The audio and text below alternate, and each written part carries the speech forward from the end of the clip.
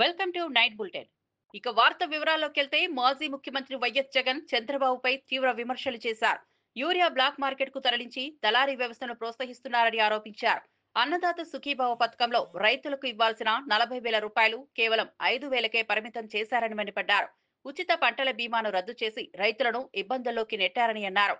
రైతులకు కనీస మద్దతు ధరగా కిలో ఉల్లికి 2,500 ఇవ్వాలని, ప్రభుత్వమే నేరుగా కొనుగోలు చేయాలని డిమాండ్ చేశారు. అయితే చంద్రబాబు నడిపే హెరిటేజ్ సంస్థలో మాత్రం ఉల్లిని కిలో 35 రూపాయలకు అమ్ముతున్నారని ఎద్దేవా చేశారు. రైతుల సంక్షేమంపై పట్టించుకొని చంద్రబాబు లాభాలకే ప్రాధాన్యమిస్తున్నారని జగన్ వ్యాఖ్యానించారు. లేకపోతే ఈ మందు తీసుకుంటే యూరియా ఇస్తాం అని చెప్పి ఈ మాదిరిగా రైతులను ఆడుకుంటా ఉన్న పరిస్థితి. అదే వైఎస్ఆర్సీపీ హయాంలో అసలు ఎక్కడా కూడా బ్లాక్ అనేది లేదు. 265 రూపాయలకి ఆ రోజులు పూర్తిగా రైతు చేతుల్లో యూరియా బ్యాగ్ పడేది. ఊరికాడనే రైతు చేతుల్లో ఆర్బీకే వ్యవస్థ ద్వారా రైతు దగ్గరనే ఊరి దగ్గరనే అమ్ముడుపోయేది. రైతులకు ఇచ్చేవాళ్ళు. సొసైటీలు, ఆర్బీకేలు ఇవన్నీ కూడా రైతులకు అందుబాటులో ఉండే కార్యక్రమం. ఈరోజు సొసైటీలు లేవు, ఆర్బీకేలు లేవు. అన్ని వీళ్ళ ద్వారా సప్లై చేస్తే గవర్నమెంట్లో ఉన్న పెద్దలకు కమిషన్లు రావు అని చెప్పి బ్లాక్ మార్కెట్ని దగ్గరుండి వీళ్ళే ఎంకరేజ్ చేస్తూ ఉన్నారు. వీళ్ళే దళారీ వ్యవస్థను ప్రోత్సహిస్తూ ఉన్నారు. వాళ్ళ దగ్గర నుంచి వీళ్ళే కమిషన్లు తీసుకుంటా ఉన్నారు. ఉల్లి దగ్గరనైనా అంతే, చీని అయినా అంతే, ఏ పంట అరటైనా అంతే, ఏ పంట మినుములు ఏ పంట వేసుకున్నా కూడా ఇదే పరిస్థితిలోనే రేట్లు లేని పరిస్థితిలోనే రైతు వ్యవసాయం చేస్తూ ఉన్నాడు. రైతుకు పెట్టుబడి సహాయం చూస్తామా అని అంటే ఈయన అన్నదాత సుఖీభావ 20,000 40,000 ఇస్తానని చెప్పినాడు. ఇంతవరకు ఇచ్చింది 5,000. అది మోసమే. రైతులకు ఉచిత పంటల బీమా అని చెప్పినాడు. ఉచిత పంటల బీమా రైతులకు ఇంతకు ముందు ప్రభుత్వంలో వైఎస్ఆర్సీపీ ప్రభుత్వంలో అందుతా ఉన్న ఉచిత పంటల బీమా పూర్తిగా ఎగరగొట్టేసినాడు. లేదు,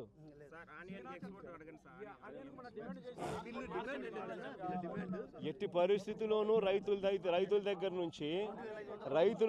నుంచి కనీసం అంటే రైతులకు 2,500 రూపాయలు కనీసం అంటే ఇచ్చి రైతుల దగ్గర నుంచి కొనుగోలు చేసే కార్యక్రమం జరగాల. జరిగిన తర్వాత ప్రభుత్వమే దీనికి బయట రాష్ట్రాలకు కానీ లేకపోతే రైతు బజార్లలో కానీ ఇంకో చోట కానీ పెట్టి అమ్ముకునే కార్యక్రమం చేయాలా. అంతే తప్ప నుంచి అసలు రైతుల్ని గాలికి వదిలేసే కార్యక్రమం చేసేసి పక్కన వీళ్ళు హెరిటేజ్ షాపులో ఎంతకు అమ్ముతున్నారు? ఇదే ఉల్లి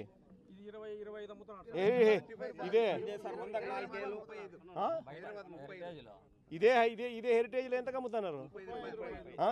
ఇదే హెరిటేజ్లో వీళ్ళు అమ్మేది ఎంత రేటుకి అమ్ముతారు? కేజీ 35 రూపాయలకు అమ్ముతారు.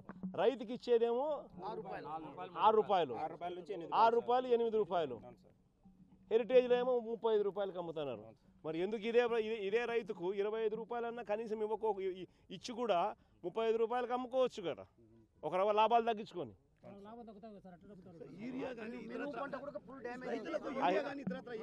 ఆ హెరిటేజ్లో లాభాలు తగ్గకూడదు.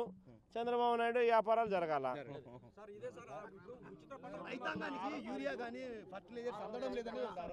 అదే బాగా చెప్పేది. దగ్గరుండి బ్లాక్ మార్కెటింగ్ ఈయనే ప్రోత్సహిస్తా ఉన్నాడు. ఆర్బీకేలకు ఎందుకు కోటా ఇవ్వడం లేదు? పిఎస్సీలకు ఎందుకు సొసైటీలకు కోటా ఇవ్వడం లేదు? వాటి ద్వారా ఆ గ్రామాలకు ఎందుకు నువ్వు సప్లై చేయలేకపోతా ఉన్నావు? కారణం ఏంటంటే నువ్వే దగ్గరుండి బ్లాక్ మార్కెటింగ్ ప్రోత్సహించి నువ్వు కూడా కమిషన్లు తీసుకుంటా ఉండవు. ఇదే జరుగుతూ ఉంది.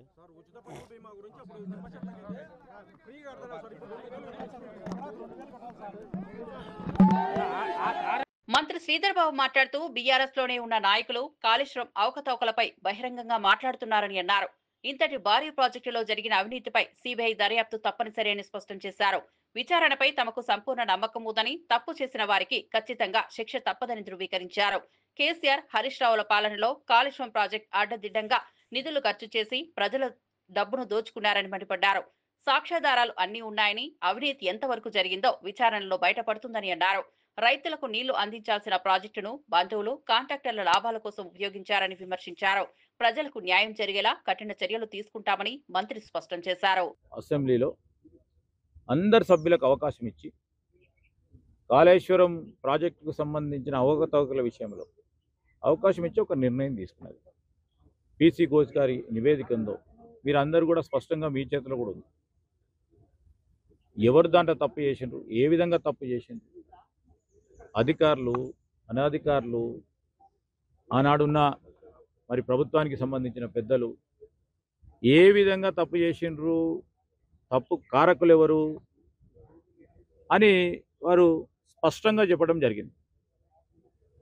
ఆనాడు ఇప్పుడు వారు మాట్లాడుతూ ఉన్నారే, ఏ పార్టీలో ఉండే, ఈరోజు ఏ పార్టీలో ఉన్నారు, వారందరి సంబంధించిన అంశం అది. ఇప్పుడు సిబిఐ ఎంక్వైరీ అయింది కనుక మేము పూర్తి స్థాయిలో నమ్మకం ఉంది, విచారణ పూర్తి స్థాయిలో జరుగుతుందని, ఖచ్చితంగా జరుగుతుందని, తప్పకుండా దోషులు కఠినంగా శిక్షిస్తుందని. కాళేశ్వరం ప్రాజెక్ట్ అవకతవకల కేసులో హైకోర్టు కీలక ఆదేశాలు జారీ చేసింది. జస్టిస్ పిషి ఘోష్ కమిషన్ నివేదిక ఆధారంగా సిబిఐ దర్యాప్తు చేపట్టరాదని స్పష్టం చేసింది.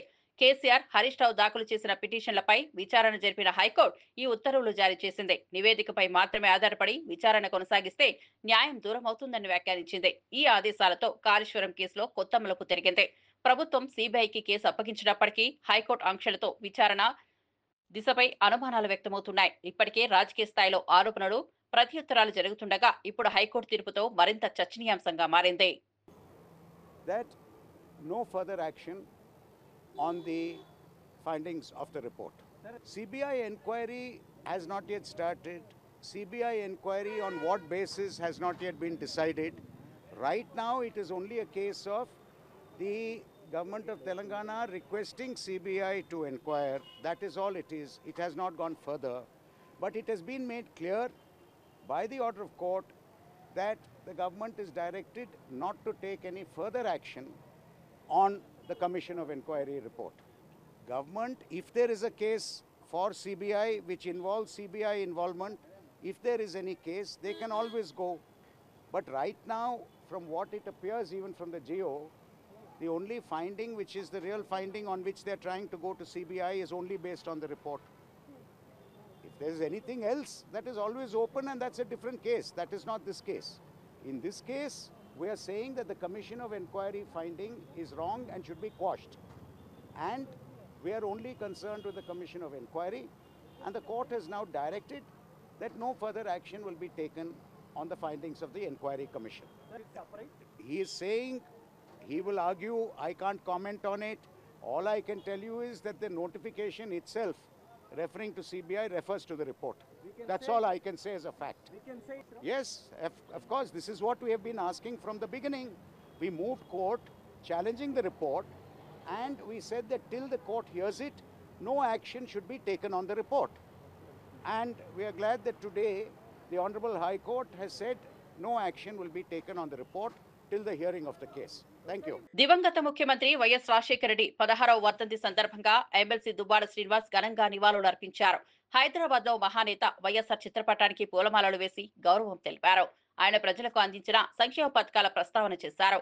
ముఖ్యంగా ఆరోగ్యశ్రీ, ఫ్రీజ్ రియంబర్స్మెంట్ వంటి పథకాల ద్వారా పేదలకు చేయూతనిచ్చిన వైఎస్ఆర్ శాశ్వతంగా ప్రజల గుండెల్లో నిలిచిపోయారని కొనియాడారు. ప్రజల మనసు గెలిచిన నిజమైన ప్రజానాయకుడు వైఎస్ఆర్ అని, అలాంటి నేతను కోల్పోవడం రాష్ట్రానికి తీరని లోటు అని అన్నారు. రాజన్న కుటుంబానికి జీవితాంతం రుణపడి ఉంటారని దువ్వాడ శ్రీనివాస్ భావోద్వేగంగా వ్యాఖ్యానించారు. వరకు జరిగిన పాదయాత్రలో ప్రత్యేక పాత్ర వహించాను. ప్రతిరోజు ఆయనతో ఉన్నటువంటి అనుబంధాలు. ఆ తర్వాత నన్ను జిల్లాకు పరిచయం చేసి, నన్ను జిల్లా పరిషత్ వైస్ చైర్మన్ని చేసి, రాజకీయంగా దశ దిశ అన్నీ నాకు నేర్పించినటువంటి మహానుభావుడు డాక్టర్ వైఎస్ రాజశేఖర రెడ్డి గారు. వైఎస్ రాజశేఖర రెడ్డి అంటేనే ఒక ఆరోగ్యశ్రీ, వైఎస్ రాజశేఖర రెడ్డి గారు అంటేనే ఒక ఫీజు రియంబర్స్మెంట్. రైతు బాంధవుడు ఈ రాష్ట్రంలో, దేశంలో ఎవరైనా ఉన్నారంటే డాక్టర్ వైఎస్ రాజశేఖర రెడ్డి గారు. మనందరి దురదృష్టం, అంతటి మహానుభావుడు మనందరి మధ్యలో నుంచి అదృశ్యం అవటం. చాలా నష్టాలు జరిగినాయి. ఒక్క రాజశేఖర రెడ్డి గారు లేకపోవటం వల్ల తెలుగువారికి చాలా అన్యాయాలే జరిగినాయి. ఈ రోజుకు కూడా సర్దుకోలేకపోతున్నాం. ఈ రోజుకు కూడా చాలా ఇబ్బందులు ఎదుర్కొంటున్నాం. ఆ మహానుభావుడు ఆశీస్సులు అందరికీ ఉండాలని, స్వర్గస్థుడైనటువంటి డాక్టర్ వైఎస్ రాజశేఖర రెడ్డి గారు ఈ భూమి మీద ఉండే ప్రతి ఒక్కరికి వారి ఆశీస్సుల ద్వారా మంచి ప్రభుత్వాలు ఏర్పడే విధంగా, వాటి ద్వారా మేలు జరిగే విధంగా ఆశీర్వదించాలని మరి పెద్ద ఆయనకి నేను కోరుకుంటూ, ఈరోజు వారితో ఉన్నటువంటి స్మృతులన్నీ కూడా ప్రతి క్షణం కూడా ఒకసారి గుర్తుకు తెచ్చుకుంటున్నాం. జై వైఎస్ఆర్. నమస్కారం. ఎంపీ మిథున్ రెడ్డిపై అక్రమంగా కేసులు పెట్టారని మాజీ మంత్రి పేర్ని నాని ఆరోపించారు. వేధింపు కేసులు, తప్పుడు ఆరోపణలతో అరెస్ట్ చేయడం సిగ్గుచేటన్నారు. నిజంగా మిథున్ రెడ్డి తప్పు చేసి ఉంటే ఇంతకాలం ఒక్కరోజు కూడా కస్టడీకి ఎందుకు పిలవలేదని ప్రశ్నించారు. రాజకీయ కక్షతోనే కేసులు సృష్టించారని ఆరోపించారు. ఈ అక్రమ అరెస్టుతో మిథున్ రెడ్డి ఏమాత్రం కుంగిపోరని, పోరాట స్ఫూర్తితో నిలుస్తారని నాని ధైర్యం చెప్పారు. తమకు న్యాయస్థానాలపై పూర్తి విశ్వాసం ఉందని, త్వరలోనే మిథున్ రెడ్డి నిర్దోషిగా బయటకు వస్తారని ధీమా వ్యక్తం చేశారు. వైఎస్ఆర్సీపీ నాయకులను అనగదొక్కడమే లక్ష్యంగా కూటమి ప్రభుత్వం వ్యవహరిస్తోందని విమర్శించారు. కేసు కేవలం పెద్దిరెడ్డి రామచంద్రారెడ్డి గారి మీద మానసిక వేధింపుల కోసమే, మానసికంగా భౌతికంగా పెద్దిరెడ్డి గారిని ఏమీ చేయలేక మానసికంగా పెద్దిరెడ్డి రామచంద్రారెడ్డి గారిని వేధించటం కోసమే, కుంగదీయటం కోసమే ఈ అరెస్టు తప్పితే నిజంగా ఇందులో మిథున్ రెడ్డి గారు కనుక నేరం చేసి ఉంటే ఒక్కరోజున్నా కస్టడీకి పిలిచారా? తోటి ముద్దాయిలు చెప్పినటువంటి కేవలం మౌఖిక వాంగ్మూలం ద్వారా ఈయన్ని ముద్దాయిగా తీసుకొచ్చి ఇక్కడ పెట్టడం జరిగింది. లోపల ఉంచుకున్నంత మాత్రాన మిథున్ రెడ్డి అనేటువంటి ఆయన కుంగిపోయేది లేదు, భయపడేది లేదు. బయటకు వచ్చిన తర్వాత అంటే మెరిట్స్ ప్రకారం కోర్టుల్లో న్యాయాన్ని నమ్ముకున్నాం, మేము కోర్టులను నమ్ముకున్నాం. ఈ రోజుకి కోర్టుల మీద మాకు నమ్మకం ఉంది. ఖచ్చితంగా వాళ్ళకైతే వారానికో 10 రోజులకో ఎప్పటికోప్పటికి మీ తప్పుడు కేసులు ఇరికిచ్చిన దాంట్లోంచి బయటికి రావడం ఖాయం. వచ్చిన తర్వాత మిథున్ రెడ్డి ఏ రకంగా పనిచేస్తాడో, ఎంత ఉత్సాహంగా పనిచేస్తాడో, మీకు రాజకీయంగా ఎన్ని చుక్కలు చూపించాలో చూద్దరు. కానీ కంగారేం లేదు. మీ రాజకీయాన్ని తుదముట్టించే రోజు, మీ ప్రభుత్వానికి చరమగీతం పాడే రోజు మరొక 3 సంవత్సరాల్లో తేవటానికి మూలకారకులు తండ్రి కొడుకులు అవుతారనేది కూడా మీరు రుచి మీకు హెచ్చరిక చేస్తున్నాం. కర్నూలు ఎంపీ మల్లు రవి గాంధీభవన్లో మీడియాతో మాట్లాడారు. రాష్ట్ర జాతీయ రాజకీయ పరిణామాలపై స్పందించారు. ముఖ్యంగా కవిత సస్పెన్షన్, బీఆర్ఎస్ లో కలహాల అంశం, కాళేశ్వరం కేసులో హైకోర్టు తీర్పు, సిబిఐ దర్యాప్తు దిశపై ఆయన అభిప్రాయాలు వ్యక్తం చేశారు. భవిష్యత్తులో కేటీఆర్, కేసీఆర్ పై కూడా కవిత నిజాలు బయటపెట్టే అవకాశం ఉందని వ్యాఖ్యానించారు.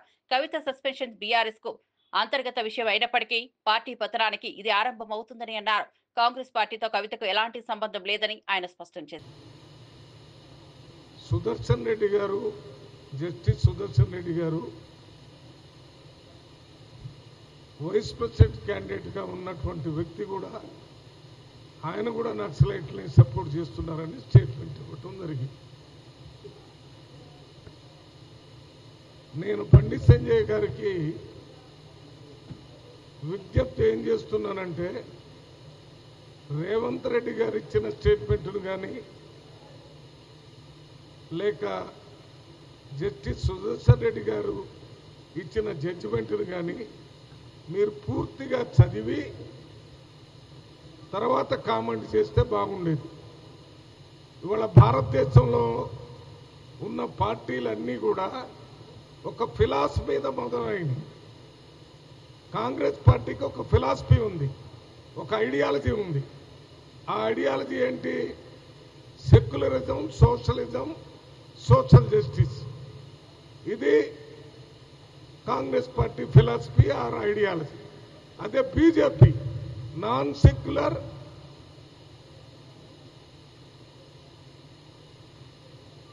క్యాపిటలిస్టిక్,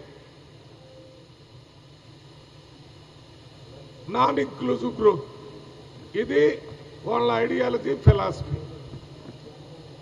ఇవెందుకు చెప్తున్నానంటే, నిన్న రేవంత్ రెడ్డి గారు నక్సలైట్లకు కూడా ఒక ఫిలాసఫీ ఉందని చెప్పారు. నక్సలైట్లు ఎక్స్ట్రీమిస్టులు కానీ టెర్రరిస్టులు గారు. నక్సలైట్లు వారి ఫిలాసఫీని అమలు చేయటానికి భారత రాజ్యాంగానికి లోబడి కాకుండా భారత రాజ్యాంగాన్ని దాటి హింసాత్మకంగా అయిన వారి ఫిలాసఫీని అమలు చేయాలనేటటువంటి ఆలోచనతో నక్సలైట్లు పనిచేస్తున్నారు. కానీ నక్సలైట్లు బేసిక్ ఫిలాసఫీ ఏంటి? భారతదేశంలో ఉన్న ప్రతి పౌరుడికి స్వతంత్ర ఫలాలు అందాలని, పేదలకి అదే రకంగా ధనవంతులకి మధ్య తేడా తగ్గిపోవాలని ప్రజలందరూ సామాజికంగా, ఆర్థికంగా, రాజకీయంగా సమాన స్థాయికి రావాలనే ఫిలాసఫీని నక్సలైట్లు వారి ముందు పెట్టుకుని ఈ ఫిలాసఫీని అమలు చేయడానికి అవసరమైతే ఆయుధాలు పెట్టి చేయాలి. వాళ్ళు చావటమో వెతుటి వాళ్ళని చంపటమో అనేది అది ఎక్స్ట్రీమిజం. ఈ ఎక్స్ట్రీమిజానికి రేవంత్ రెడ్డి గారు ఎక్కడ సపోర్ట్ చేయాల. మరి ఏం సపోర్ట్ చేశాడు? పేదవాళ్ళని పేదరికం నుంచి బయటికి తీసుకొని రావాలంటే వారికి ఆర్థిక స్తోమత లేదు కాబట్టి వారికి 5 లక్షల రూపాయలతో ఇందిరమ్మ ఇళ్లు కట్టియాలని నిర్ణయం తీసుకున్నాం. పేదవారికి ధనవంతులతో పాటు సన్న బియ్యం తినే అవకాశం లేదు కాబట్టి సన్న బియ్యం ఇచ్చే ఏర్పాటు చేశారు.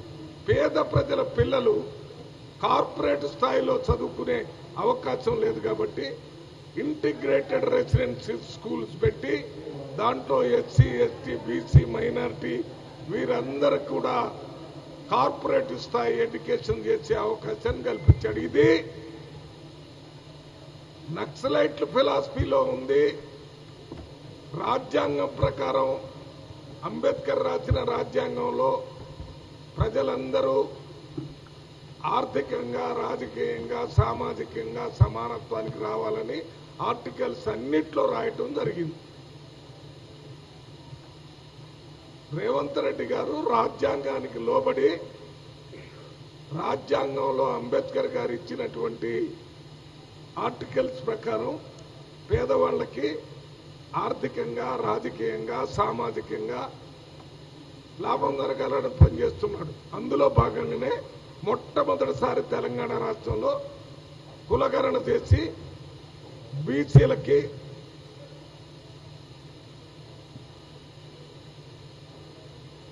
కులగణన చేసి బీసీలకి 42% ఇవ్వాలని చెప్పినటువంటి నాయకుడు రేవంత్ రెడ్డి గారు.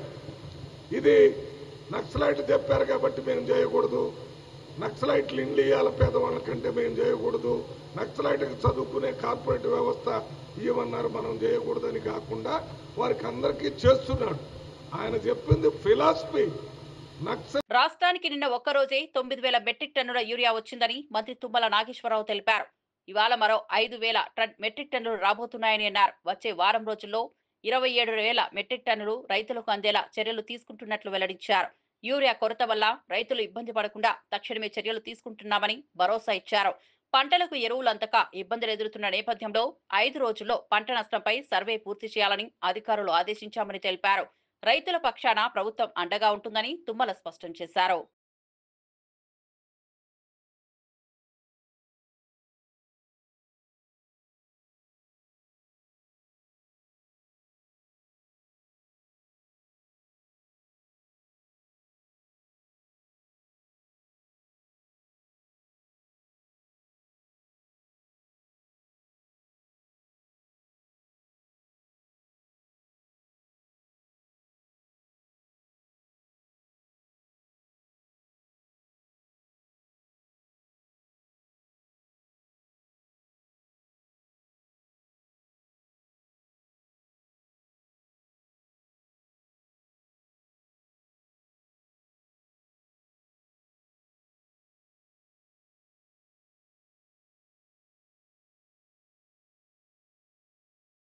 సిద్దిపేట జిల్లా హుస్నాబాద్ లో బీఆర్ఎస్ శ్రేణులు కల్వకుంట్ల కవిత ఫ్లెక్సీని దహనం చేశారు. మాజీ మంత్రి హరీష్ రావుపై కవిత చేసిన వ్యాఖ్యలను ఖండిస్తూ ఈ చర్య చేపట్టారు. కవిత వ్యాఖ్యలు పార్టీ సీనియర్ నేతలను అవమానించడమేనని ఆరోపించారు. బీజేపీ నాయకులకు కవిత అమ్ముడుపోయారని విమర్శించారు. తమ పార్టీ నేతలను కించపరిచే వ్యాఖ్యలను ఎట్టి పరిస్థితుల్లోనూ సహించబోమని హెచ్చరించారు. బీఆర్ఎస్ పార్టీ ప్రతిష్టను కాపాడేందుకే ఈ నిర్ణయం తీసుకున్నామని కార్యకర్తలు చెప్పారు.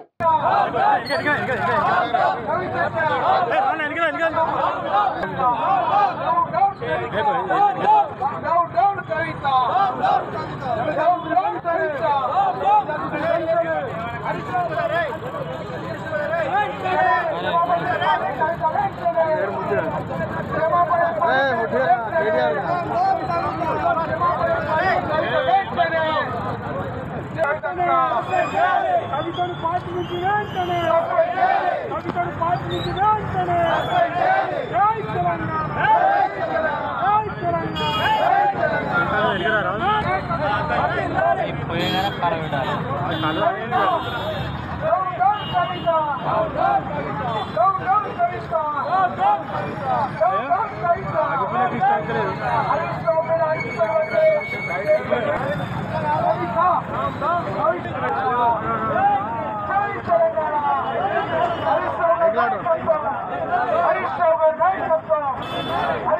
కవితను బీఆర్ఎస్ నుంచి సస్పెండ్ చేయడం వెనుకున్న కారణాలను ఎమ్మెల్యే పల్లా రాజేశ్వరరెడ్డి వెల్లడించారు.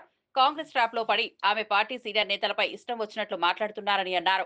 పార్టీ వ్యతిరేక కార్యకలాపాలు చేస్తే కన్న కూతురైనా దగ్గర బంధువైనా సమానమేనని కేసీఆర్ సందేశం ఇచ్చారని వివరించారు. కాంగ్రెస్ పార్టీ కల్వకుంట్ల కుటుంబంలో చిచ్చు పెట్టిందని, చాలా బాధతోనే కేసీఆర్ ఈ నిర్ణయం తీసుకున్నారని తెలిపారు. చంద్రశేఖరరావు గారి ఆదేశం మేరకు పార్టీ ఎమ్మెల్సీగా ఉన్న కవిత గారు గత కొన్ని రోజులుగా పార్టీ వ్యతిరేకంగా మాట్లాడుతున్న కాంగ్రెస్ పార్టీ ఉచ్చులో పడడం, కాంగ్రెస్ పార్టీ చెప్పినట్లే నడుచుకోవడం, పార్టీ సీనియర్ నాయకుల మీద అనవసరమైన బాధ్యతారహితమైన ప్రకటనలు చేయడం, పార్టీ యావత్తు నాయకులు కార్యకర్తలు ఆందోళనకు గురి కావడం, 60 లక్షల మంది సభ్యులు కలిగి ఉన్న భారత రాష్ట్ర సమితిలో ప్రతి ఒక్కరికి కూడా వారికి ఎంత హక్కు ఉన్నదో అంతే హక్కు ఉంటుంది. కాబట్టి ఇలా భారత రాష్ట్ర సమితి కార్యకర్తల యొక్క మనోభావాలు దెబ్బతినకుండా ఉండాలని వారి ఆందోళన గమనించి ఇలా యావత్తు పార్టీ ర్యాంక్ అండ్ ఫైల్ కోరుకునే విధంగా ఇవాళ భారత రాష్ట్ర సమితి నుండి కల్వకుంట్ల కవిత గారిని సస్పెన్షన్ చేస్తూ ఆర్డర్స్ ఇవ్వడం జరిగింది. ఇది యావత్తు రాష్ట్ర పార్టీ యంత్రాంగం బాధతో తీసుకున్న నిర్ణయమైనా పార్టీకి ఆందోళన కలిగించే విధంగా, పార్టీని కించపరిచే విధంగా తీసుకున్న నిర్ణయాన్ని మొత్తం నాయకులు కార్యకర్తలు చెప్పిన దాన్ని కేసీఆర్ గారు విన్న తర్వాత కేసీఆర్ గారు సస్పెండ్ చేస్తూ నిర్ణయం తీసుకోవడం జరిగింది. ఈ నిర్ణయంతో పార్టీ అనేదే ముఖ్యం. పార్టీ ముందు తన కూతురైనా దగ్గర బంధువులైనా ఎవరైనా కూడా సమానమే అని చెప్పేసి ఈరోజు చెప్పడం జరిగింది. కాంగ్రెస్ పార్టీకి అలవాటు భారతదేశంలో ఇప్పటి వరకు అనేక ప్రాంతీయ పార్టీలలో కుటుంబాలలో చిచ్చు పెట్టింది కాంగ్రెస్ పార్టీ. అది తమిళనాడు ఉదాహరణ తీసుకున్నా, కర్ణాటకలో జేడీఎస్ ఉదాహరణ తీసుకున్నా, లేక ఇతర పార్టీలలో ఎక్కడ తీసుకున్నా కూడా ప్రాంతీయ పార్టీల్లో కుటుంబాలు ఉన్నప్పుడు ఆ కుటుంబాల్లో చిచ్చు పెట్టడం అనేది కాంగ్రెస్ పార్టీకి వెన్నతో పుట్టిన విద్య. ఇవాళ ఇక్కడున్న కాంగ్రెస్ పార్టీ కూడా దురదృష్టవశాత్తు వారి యొక్క దుశ్చర్యలకు కవిత లోను కావడం, మా పార్టీని బలహీనపరిచే విధంగా చూడడం, దానిని యావత్తు నాయకులు కార్యకర్తలు కూడా కేసీఆర్ గారికి పార్టీ నాయకత్వానికి చెప్పినప్పుడు తప్పనిసరి పరిస్థితుల్లో బాధాకరంగానే ఈ నిర్ణయం తీసుకున్నారు. ఇక్కడ ఇలా ఈ జనగామ నియోజకవర్గంలో జరుగుతున్న యావత్తు నాయకులు కార్యకర్తలు కూడా మీరు చూసిండ్రు, ఇదే అభిప్రాయం వ్యక్తం చేసిండ్రు. వాటి పార్టీ శ్రేయస్సు దృష్ట్యా, తెలంగాణ శ్రేయస్సు దృష్ట్యా వారు తీసుకున్న నిర్ణయాన్ని మేము ఆహ్వానిస్తున్నాం. దీన్ని ఈ చర్యతో ఇంకెవరన్నా కూడా పార్టీ వ్యతిరేకంగా మాట్లాడినట్లయితే వారు కూడా ఆలోచించుకోవాల్సిందిగా కోరుతున్నాం. ఎమ్మెల్యే పాల్వాయి హరీష్ కల్వకుంట్ల కుటుంబంపై తీవ్ర వ్యాఖ్యలు చేశారు. అవినీతి సొమ్మును అడ్డగోలుగా సంపాదించి ఎక్కడ పెట్టాలో తెలియక కుటుంబంలో లుకులుకులు మొదలయ్యాయని అన్నారు. పంపకాల్లో తేడా వల్లే కుటుంబంలో గొడవలు చెలరేగాయని ఆరోపించారు. హరీష్ రావు, సంతోష్ రావు కేసీఆర్ ను నిండా ముంచారని అన్నారు. సిబిఐ ముందు అన్ని విషయాలు బయటపెడితే వాస్తవంగా ఖచ్చితంగా వెలుగులోకి వస్తాయని అన్నారు. మరియు హరీష్ రావు గారు కేసీఆర్ను నిండా ముంచారు. ఈ విషయంలో వీళ్ళిద్దరు చేయబట్టే కేసీఆర్కు ఈ దుస్థితి పట్టింది అని కవిత గారు చెప్పారు. కాబట్టి నేనేమనుకుంటున్నా అంటే మా నాయకులు కూడా ఒక 2 చోట్ల చెప్పాను, మీకున్న సమాచారాన్ని సిబిఐతో షేర్ చేసుకోండి, తప్పకుండా వాస్తవాలు బయటకు వస్తాయి. అట్లీస్ట్ ప్రజాక్షేత్రంలో పార్టీ బీఆర్ఎస్ పార్టీ శిక్షింపబడినా దానికి కారణం ఎవరు అనేది ఓవర్ పీరియడ్ ఆఫ్ టైం తెలుస్తుంది. అవినీతికి పాల్పడిన వాళ్ళే ఎంతటి వారైనా వారిని ఉపేక్షించవద్దని సిబిఐని కోరుతున్నా. ఇవాళ ఐ థింక్ కన్సెంట్ కూడా ఇచ్చినట్టుంది రాష్ట్ర ప్రభుత్వం. కాబట్టి పూర్తి స్థాయిలో సిబిఐ ఎంక్వైరీ జరిగితే వాస్తవాలు బయటకు వస్తాయని నేను ఆశిస్తున్నాను. చంద్రబాబు చేయనివి చేసినట్లు ఎల్లో మీడియాలో ప్రచారం చేసుకుంటున్నాయని వైఎస్ఆర్సీపీ స్టేట్ కోఆర్డినేటర్ సజ్జల రామకృష్ణారెడ్డి అన్నారు. అసెంబ్లీలో మందబలం ఉపయోగించి తమ పార్టీ నేతలను మాట్లాడనీయకుండా చేసి తర్వాత సవాలు విసరడం దారుణమని మండిపడ్డారు. నిజంగా ధైర్యం ఉంటే వైఎస్ఆర్ కాంగ్రెస్ పార్టీకి ప్రతిపక్ష హోదా ఇవ్వాలని డిమాండ్ చేశారు. తమ 11 మంది ఎమ్మెల్యేలు కూటమికి దీటుగా నిలబడతారని తెలిపారు. ప్రజలతోనే తాము ఉన్నామని, చంద్రబాబు సూపర్ 6 వైఫల్యాలను బహిర్గతం చేస్తామని సజ్జల స్పష్టం చేశారు. ఇప్పుడు ఎల్లో మీడియాను ఎట్లయితే పెట్టుకొని ఒక కోటలాగా రోజు దాంట్లో నువ్వు చేయనివి చేసినట్టు, లేదా నువ్వు బ్రహ్మాండమైన విజనరీ అయినట్టు, భూతల స్వర్గం ఏపీ చేసినట్టు రాయించుకుంటున్నావు కదా అబద్ధాలు. ఆ ప్రచారంలాగే అసెంబ్లీలో కూడా నీ మందబలం ఉపయోగించి చూడు నన్ను క్వశ్చనే చేయలేకపోయారు, అందువల్ల నేను బ్రహ్మాండంగా ఉన్నట్టు లెక్క అని చెప్పి నీ అంతటి నువ్వు సూత్రీకరణ చేద్దామని నువ్వు అనుకుంటాను. అందుకోసం పొద్దుపోయిన సవాలు వేసినావు. సో నీకు దమ్ముల ధైర్యం ఉంటే అక్కడన్నా ఇవ్వు, ప్రతిపక్ష హోదా ఇచ్చివు, జగన్మోహన్ రెడ్డి గారు వస్తారు, బ్రహ్మాండంగా నేను నిలదీస్తారు, మా 11 మంది మీ 160 మందికి దీటుగా కూడా నిలబడతారు. లేదా నువ్వు సుపరిపాలనకు సంవత్సరం అని ప్రకటించి ఇంటింటికి వస్తారని 10 ఇళ్ళు కూడా తిరగలేకపోయినారు చూడు మీ నాయకులు ఎమ్మెల్యేలు. ఇప్పుడు అదే పని ఇంటింటి దగ్గరికి పోండి, అక్కడ మిమ్మల్ని ఒకరో ఉండి జనమే ఎట్లా వెంటబడి పడతారో తెలుస్తుంది, అక్కడైనా తెలుస్తుంది. అసెంబ్లీనా ప్రజాక్షేత్రమా? మేము చేసాం ఏడాది పాలన మోసం, దాని గురించి ఇప్పుడు చేస్తున్నాం బాబు షూరిటీ మోసం గ్యారెంటీ అనే కార్యక్రమం. దానికి వస్తున్న స్పందన ఏంటి? మేము చేయగలుగుతున్న దీన్ని నీకు అంత అసెంబ్లీలో అంత మెజారిటీ ఉంది, బ్రూటల్ మెజారిటీ ఉంది, నీకు ఉంది, నీకు మందబలం అంత ఉంది, నువ్వేమో కిందికి వెళ్ళలేకపోతున్నావు. జగన్మోహన్ రెడ్డిని కలవడానికి రోజు 1000 మంది వస్తుంటారు. ఆ 1000 మందిని తీసుకోవడానికి ఆయన కలపడం ఎట్లడానికి కొన్ని పద్ధతులు ఫాలో కావడం ఎవరైనా చేయాలి. మీరు కేకలేసి అరిచినా వచ్చేవాళ్ళు ఎవరు ఉండరు, లేదా మీరు బొంగపోయి ఇల్లు తిరిగినా మీకు వచ్చి నమస్కారం పెట్టి దగ్గరికి తీసుకునే వాళ్ళు ఎవరు ఉండరు, లేదా మీ దగ్గర వచ్చేసి తమ గోడు చెప్పుకునే వాళ్ళు కూడా ఎవరు ఉండరు. ఎందుకంటే గోడు చెప్పినా మీరు పట్టించుకోరు కాబట్టి. ఈరోజు కూడా ప్రతిపక్షంలో ఉన్న ఇక్కడికి వస్తున్నారు ఎవరైనా వచ్చి బాధలు చెప్పుకుంటూ మాకు ఏదైనా ఇచ్చేయండి అది చేయండి అని. అక్కడికి ఎవడు పోవట్లా, ఎందుకంటే ఏదో జరగదు కాబట్టి. అలాంటి మీదికు జగన్మోహన్ రెడ్డి గారికి పోలిక. ఊరికి అనవసరంగా ఏదో అంటాడు లేపి తన్నించుకోవడం అంటే లోకేష్ ఆయన చేస్తున్న పని అలాంటిదే. మీ నాన్నకు కానీ నీకు కానీ అభిమానులు ఉండరు, ప్రేమించే వాళ్ళు ఉండరు, మిమ్మల్ని వచ్చి ఒక్కసారి మీ దగ్గర మిమ్మల్ని పలకరిస్తే చాలనుకునే వాళ్ళు ఉండరు. ఇక్కడ జగన్మోహన్ రెడ్డి గారిని కలిస్తే చాలనుకునే వాళ్ళు రోజు 1000 మంది వస్తుంటారు. ఎమ్మెల్యే వేముల వీరేశం మాట్లాడుతూ బీఆర్ఎస్ నేతల్లో ఎనలేని భయం మొదలైందని అన్నారు. ప్రాణహిత, చేవెళ్ల ప్రాజెక్టుల విషయంలో వైఫల్యం బహిర్గతమవుతోందని వ్యాఖ్యానించారు. అవగాహన ఉన్నప్పటికీ కేసీఆర్ ప్రాజెక్టును అడ్డదిడ్డంగా చేపట్టి అవినీతి జరిగేలా చేశారని అన్నారు. ఇప్పుడు సిబిఐ దర్యాప్తు, హైకోర్టు తీర్పులతో బీఆర్ఎస్లోని నేతలు భయపడుతున్నారని విమర్శించారు. ప్రజల డబ్బులు దుర్వినియోగం చేసిన వారికి తగిన శిక్ష తప్పదని స్పష్టం చేశారు. పైచిలుకు కిలోమీటర్లు తెలంగాణ ప్రవహిస్తున్నప్పుడు ఇలా ప్రాణహిత చేవెళ్ల దగ్గర ప్రాజెక్టు కడితే ఒక్క లిఫ్ట్తో వచ్చేటువంటి ప్రాజెక్టును నువ్వు 9-10 లిఫ్ట్ల కోసము కింది నుంచి పైకి ఎత్తివేసేటువంటి కార్యక్రమాన్ని నువ్వు ఎందుకు చేపట్టినావు? నువ్వు వేసినటువంటి ఇంజనీర్ల కమిటీనే ఇక్కడ నీకు ఫీజిబిలిటీ లేదనుకున్నప్పుడు ఇంకా 3 నుంచి 4-5 కిలోమీటర్ల కిందికి వచ్చి నువ్వు ప్రాజెక్టు కడితే ఇక్కడ కూడా ఒకటే లిఫ్టుతో మనం నీళ్ళు ఎత్తిపోసుకోవచ్చు. మీరు తవ్వినటువంటి కెనాల్ కూడా వేస్ట్ కాదు, వేస్ట్ అయితే కూడా 3-4 కిలోమీటర్ల కెనాల్ మాత్రమే వేస్ట్ అయింది, మెయిన్ కెనాల్ అని చెప్పినప్పటికి కూడా కేసీఆర్ కిందికి వచ్చి కట్టిందంటేనే దీంట్లో అవినీతి అనేటువంటిది దాగింది, స్వార్థం అనేటువంటిది దాగి ఉన్నది, దీంట్లో దోపిడీ అనేటువంటి కాన్సెప్ట్ ఉన్నది అనేటువంటిది ప్రజలు గమనిస్తూ ఉన్నారు. దివంగత ముఖ్యమంత్రి వైఎస్ రాజశేఖర రెడ్డి వర్ధంతి సందర్భంగా ఆయనను స్మరించుకున్న ఏపీసీసీ అధ్యక్షులు వైఎస్ షర్మిల, కోట్లాది మంది ప్రజల గుండెల్లో వైఎస్ఆర్ ఎప్పటికీ నిలిచిపోతారని తెలిపారు. ఆయన ప్రవేశపెట్టిన ఆరోగ్యశ్రీ, ఉచిత విద్య, రైతు బీమా వంటి అద్భుతమైన పథకాల వల్ల ప్రజలు ఎన్నో లబ్ధులు పొందారని గుర్తు చేశారు.